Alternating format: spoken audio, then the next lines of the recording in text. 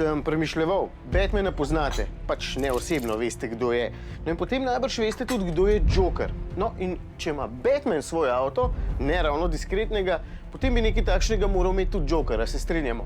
Nekaj z velikim nasmehom, kakršnega ima tudi on sam. Sem našel pravi avto zanj. Vam ga pokažem, sam tole spijem.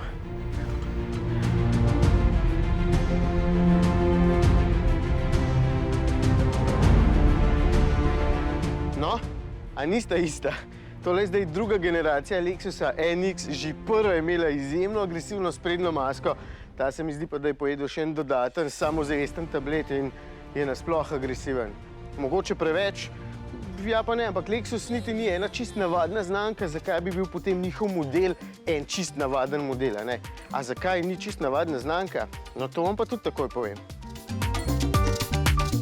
Na prste ene roke lahko naštejem znamke, ki ponujajo nekaj drugačnega, nekaj, čemur rečemo karakter.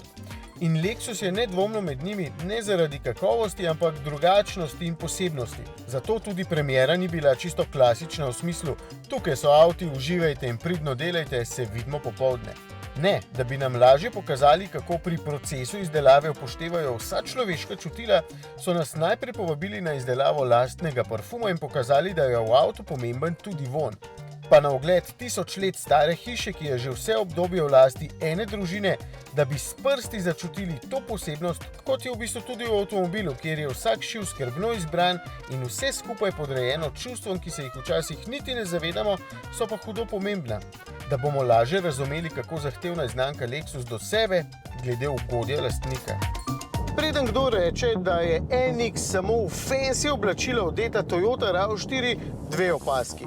Za začetek s Toyota RAV4 ni čisto nič narobe in tudi moje podkožje oziroma ureditev notranjih elementov je identična kot pri Jasonu Momoji. Pa sva zato čisto enaka, nisva, a ne? On je veliko bolj švohcan fant.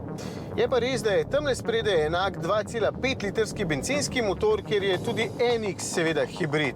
Skupna sistemska moč je podobna, čeprav je tukaj moči nekoliko več, pri klasičnem hibridu 244 konjičkov. Lahko je gnan na sprednji kolesni par ali pa na vsa 4 kolesa, no in lahko je tudi priključni hibrid. Tam je moči še več, podobno kot pri Toyoti RAV4.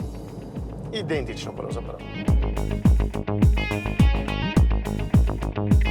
Ampak se vseeno ne pelje identično. Nekaj k razliki pripomore že tole fancy okolje, ki je občutno bolj zanimivo in pa tudi zvočna zatesnitev, pa tudi nekoliko drugače nastavljeno podvozje. Od prejšnje generacije NX-a je ta novi daljši, širši in ima nižje težišče, kar precej pozornosti so dali samemu podvozju, zato je krmiljenje lepo obteženo in mesnato.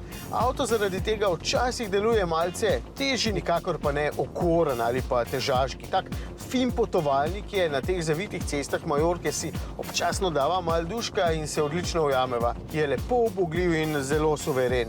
Se pa tukaj znotraj in zunaj vidi, da cilja na bolj zahtevne kupce. Sploh tule notri vam pokažem notranjost. Že ko boste notranjost samo na hitro preleteli, vam bo v oči padla kakšna podrobnost, če jo boste gledali veliko bolj natančno, pa boste v bistvu ugotovili, da je zanimivih elementov zelo veliko. Recimo ta, da za začetek ni več tiste nadležne drsne ploščice, ki je bila v bistvu čisto neuporabna. Ali pa to, da je tale zaslon sicer opcijski naravnost ogromen. 14 palcev meri njegova diagonala in ko se boste lotili brskanja, boste v bistvu hitro ugotovili, da so programovje konkretno prevetrili in je zdaj občutno bolj intuitivno. Ikone so velike, pregledne, vse skupaj štima, skratka, samo povem, da bolj prijetnega vmesnika v bistvu pri njih še nisem srečal.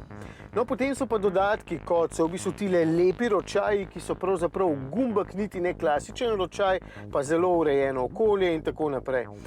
Tukaj se dejansko najbolj vidi razlika v primerjavi z bolj plebejskim modelom, ki ga niti ne bom več omenjal. Ta drugačnost se seveda kaže tudi zunaj z nastopaškim gobcem in zelo glajenim zadkom, ampak če tudi takšna eleganca ni za vas dovolj, potem imam pa še en druga. Lexus ES sem moral zamenjati majico in dati gor ta bolj elegantno. No, pa tudi zato, ker je prejšnja bila že prešicana, ampak na srečo tega ne rabite vohati. tole ni najbolj luksuzna Lexusova limuzina, ji pa dosti v bistvu ne manjka. In hkrati je zelo poseben avtomobil, ki je mogoče na kakšnem področju ima kakšno hibico, na drugih je pa absolutno boljši od vseh tekmecev. No in zdaj prenovljen. Največ vizualnih sprememb je v bistvu zunaj, kjer je zadek precej drugačen, no, povsem drugačen je pa v bistvu tudi sprednji del, kjer je maska še bolj agresivna in še bolj ostro zašiljena. V bistvu niti ne vem, če je večja kot prej, so pa tele reže naravnost ogromne, zato izgleda precej moderno in nastopaško, te lučke so nove in tudi bolj moderne, pa bolj ostre. Skratka, na cesti ga boste hitro opazili, ker je precej eleganten, hkrati vam pa ne bo šel na živce. Ni take sorte avto, ki prav, lej me.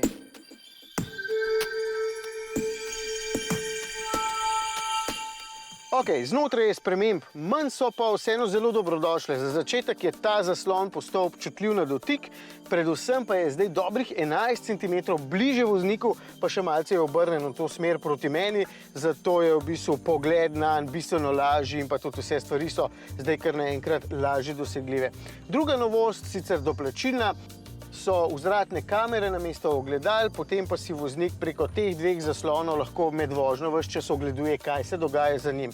Ko vključimo smernik, postane kot te kamere občutno širši in v bistvu nam na ta način pokaže več dogajanja za seboj. Potem, ko smernik izključimo, se po nekaj sekundah postavi nazaj na tisti klasičen kot.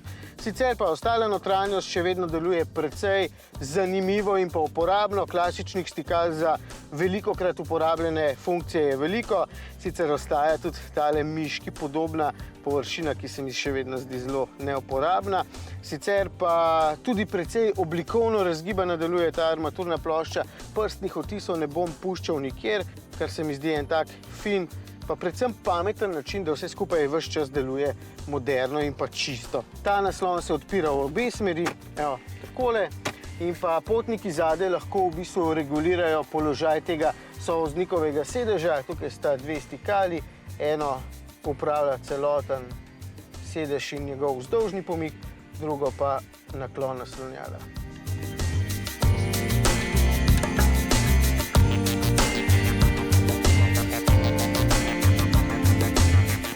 Kakšno lahko rečemo še glede vožnje? Tole je 7. generacija modela ES, do zdaj so prodali 2 650 000 vozil in v bistvu ste lahko prepričani, da imajo ogromno izkušenj glede vozne dinamike. Če vas občasno zgrabi želja po dinamiki, potem tole ni avto za vas. Jih je veliko, ki se peljejo bolj živahno in bolj željno grickanja zavojev. Tale niti najmanj. Je pa po drugi strani tako neverjetno udoben in nenaporen, da vas niti ne bo mikalo hitro požiranje ovinkov. Krmiljenje je lahkotno, zdaj po prenovi celo bolj prijetno, blaženje je naravnost perfektno, zvočna zatesnitev pa vrhunska. V bistvu ti da premijski občutek večjih vozil po voznem udobju, ga lahko primerjam z dvakrat dražjim Audijem A8 ali pa Mercedesom S. Tudi hibridna motorizacija s skupno močjo 160 kW oziroma 218 konjičkov je dovolj, da bencinskega motorja skoraj nikoli ne boste slišali. Tudi zato, ker ima elektromotor kar 120 konjičkov in je avto v bistvu večino časa tih. No in tudi to je ena od lastnosti, zaradi katerih boste vedno umirjeni. V bistvu je tole avtomobilski ekvivalent psihoterapeuta. Po zahtevnem sestanku greste sem, se malo zapeljete, pa boste pomirjeni. Mene poglejte, čez 1:10 minut imam letalo, pol ure rabim še do letališča, pa sem živčen niti najmanj. Mogoče celo zato, ker bi z veseljem zamudil avion, pa ostal tukaj kakšen dan ali pa celo teden na Majorki, čisto lepo. Avto imam pa tudi. Zelo udoben avto v bistvu.